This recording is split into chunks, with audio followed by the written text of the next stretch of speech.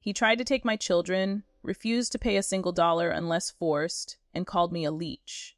So I gave him a choice. Let me keep $12,000 or I'll take your entire retirement. He chose wrong. And what I got was 4 times what he tried to steal from me. If you've ever been underestimated, used, or had someone try to ruin you, hit that subscribe button. Like this video and stay tuned because this story, it's not just about revenge. It's about surviving, standing tall, and walking away stronger. Let's dive in. There was a time in my life when I thought I had it all. A growing family, 2 beautiful kids, and a marriage I believed was built on trust. But reality has a cruel way of tearing down illusions. When our first child was born, my now ex-husband insisted that I quit my job. Not asked, not discussed.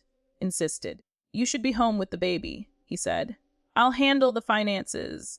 And I, trusting, naive, and eager to be the best mom I could, agreed. But it didn't take long before the cracks started to show.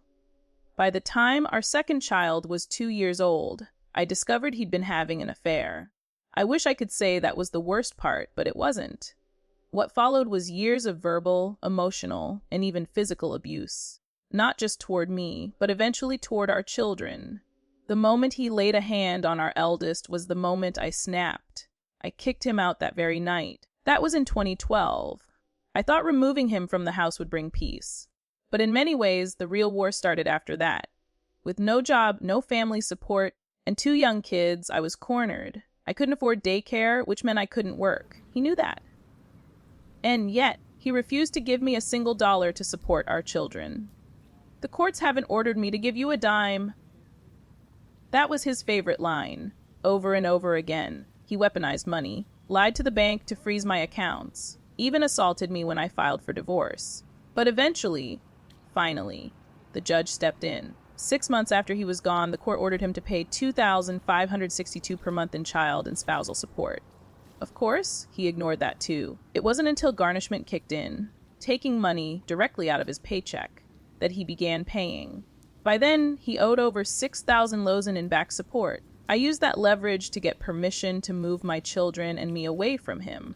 I remarried a year later, and that decision would set the stage for everything that followed. Now, let me explain something important here. In the divorce documents, there's a tiny checkbox that determines if spousal support stops upon remarriage. That box wasn't checked. So I figured I was in the clear. Support was only ordered for 2 years, and I only took it for 1, about 12,000 total. Instead of going after a share of his retirement, I just let it go. I thought we were even. But then in 2017, he came back. Out of nowhere, he filed for sole custody of the kids. No warning, no communication, just legal documents in the mail and a deep pit in my stomach. That's when he discovered I had remarried, and that I had received spousal support during the first year of my new marriage. He was furious. He demanded I repay every cent. But I reminded him of our earlier situation. I took that $12,000 instead of filing for a share of his retirement account. I told him plainly, let me keep the spousal support or I'll file for your 401k. He didn't listen. The judge ordered me to repay the $1,200, but increased child support and deducted the repayment from that. In the end, he got $20 more a month in support. Barely anything. And he dropped the custody fight in exchange for 2 extra weeks with the kids in summer. He thought he won, but he just opened the wrong door. So I filed for the retirement account split. He refused to cooperate.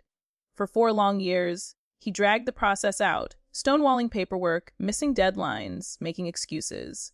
It was exhausting, but the court saw through him. Eventually, they sanctioned him. Hard, he had to pay me an additional $600 per month for a full year, on top of child support, and was charged with contempt of court.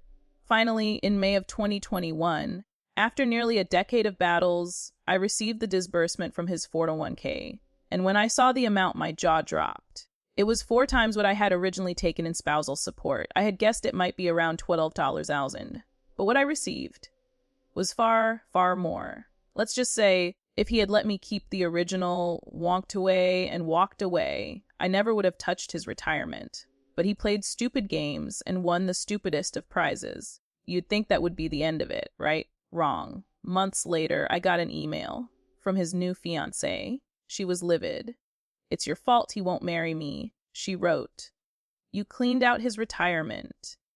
She actually accused me of stealing his money. I calmly explained the full situation, that I had given him a choice: let me keep the $120K in spousal support, or force me to file for my rightful share of his retirement. He chose the second option. I even told her, honestly, that if she was so worried about future finances, they could sign a prenup.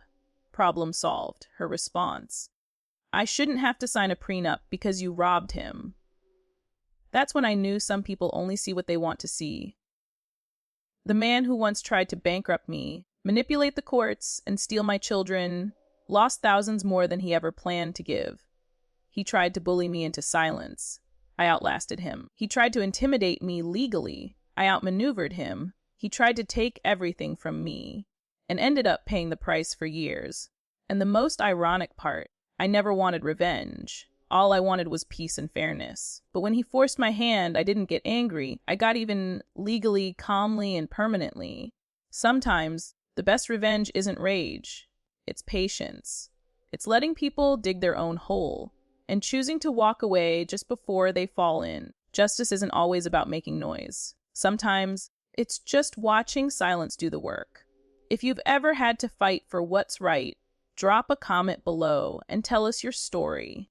Don't forget to like this video, hit that subscribe button, and share it with someone who needs a reminder that the good guys do win, even if it takes a little time. Thanks for watching. And remember, don't start battles you're not prepared to lose.